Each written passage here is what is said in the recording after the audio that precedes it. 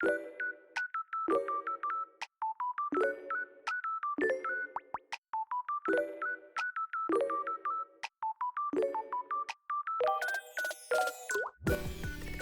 れを録音している今日は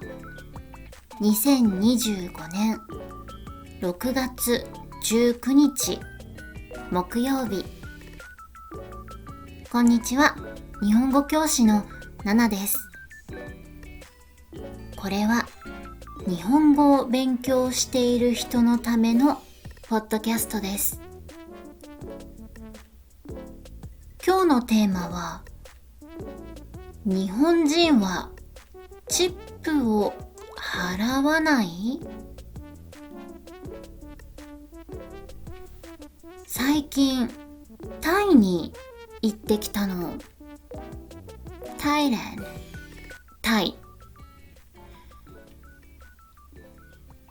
東南アジアは韓国から行くと日本から行くよりも全然値段が安くて、だから東南アジアのどこかに行きたいなーって韓国に来てからずっと思ってたのね。で、ベトナムとタイ、今回最後まで悩んだんだけど、私トムヤムクンとかグリーンカレーとかタイのご飯が大好きなのね。だからタイにした。今まで一度も行ったことがなかったしね。でも一つだけ心配だったのが、タイは6月雨季、雨が降る季節なんだよね。っていうか、タイって季節が3つあって、乾季、乾燥している季節、初季、暑い季節、そして雨季、雨の季節で、乾季は11月から2月、初季が3月から5月、残りは全部雨季なんだって。だからほとんど雨季じゃんって思って、そして雨季、雨の季節って言うと、日本の梅雨みたいに1ヶ月とか1ヶ月以上かな、何日も続けて毎日一日中雨が降るっていうイメージだったんだけど、日本の梅雨とは違って、一日に1回夕方くらいに1時間とか2時間とか、すごく短い時間にたくさん雨が降る。だからその時間だけ避難すれば OK っていう情報を見て、あ、これは雨季でも大丈夫そうだなって思って行くことにしたの。で、実際どうだったかっていうと、雨は全然大丈夫だった。5日間いたんだけど、ほとんど傘使わなかったかな。1日だけ夜ちょっとだけ雨が降ったかなって感じ。それ以外は、特に午前中は晴れてる日もあって、傘を日傘として使ってた。でもやっぱりとっても暑くてね、観光するのが大変だった。少し歩いたら汗がすごく出て、休まないといられない。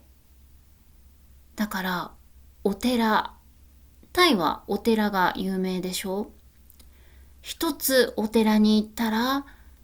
カフェに入って休んで、また次のお寺に行って休んでっていう感じ。でもタイのバンコクは地下鉄も電車もあってすごく便利だった。そして何よりグラブっていうタクシーアプリがあって、ウーバーみたいなアプリね。それが本当に便利だった。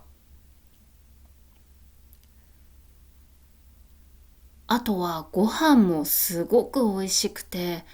カオマンガイっていうチキン、ご飯の上にチキンが乗ってるやつね。カオマンガイとかトムヤムクンとかグリーンカレー、パッタイ、全部美味しかった。外れのレストラン、美味しくないレストランが一つもなかった。思い出すだけでまた行きたくなっちゃう。でね、今回マッサージを何回か受けたんだけど、マッサージの値段がね、だいたい1時間250バーツから300バーツ。日本円にするとだいたい今のレートだと1200円、1300円くらい。とっても安いよね。だからある日は足のオイルマッサージ、そしてある日はタイ古式マッサージ、タイの伝統的なトラディショナルなマッサージね、受けたんだけど、行く前にちょっと調べたら、マッサージしてくれた人には必ずチップを払うようにってあったから、そうか、タイはチップの文化があるのかって思って、みんな知っているように日本はチップの文化がないでしょ。だからチップに慣れてないんだよね。欧米の人たち、アメリカとかカナダ、ヨーロッパの人たちはチップに慣れているから、それが当たり前の文化だからね。体に染みついてると思うんだけど、日本人はそうじゃないんだよね。私がカナダにいた時は、例えばレストランとか美容院とか、普通カードで払うでしょ。で、カードで払うときは、カードを挿す、カードを入れる機械に10%、20%って表示されて、自分が10%のチップを払いたければ、10% を押せば、合計、チップを足した合計が出てくるから、その金額をそのまま払えばいいでしょ。そのタイプが多かったんだよね。あんまり現金を使わなかった。でも、タイは結構まだ現金を使うから、もちろんマッサージも現金だったから、チップも現金で払わなきゃいけないでしょ。でね、タイのマッサージについてググった時、調べた時に、1時間のマッサージを受けたら、だいたい50バーツから100バーツ。2、300円だよね。払うようにってあったのね。だから、OK、わかった。50バーツ、100バーツ払おうって思ってたの。で、マッサージを受けて、終わって、お会計するときに、えあれどうやってチップを渡せばいいのってなったの。お会計する人はマッサージしてくれた人と違うから、で、お会計するときにはもうマッサージしてくれた人いないの。だからお会計終わった後に、え、どうしよう、チップっていう顔をしながらお店の奥の方を見てたら、他の店員さんが気づいてくれて、なんかお前の客がチップくれるっぽいぞみたいなことをタイ語で言ってくれたんだろうね。わかんないけど。そしたらマッサージしてくれた人が奥から出てきて、無事その人に渡せたんだけど、その時もさ、店の入り口のところだから結構他のお客さんとか他の店員さんとかいて、その人たちの前でコップンカーって言いながらお金を渡して、いくら渡してるかも丸見えだよね。でもマジで毎回これをやってたの。今も正解がわからない。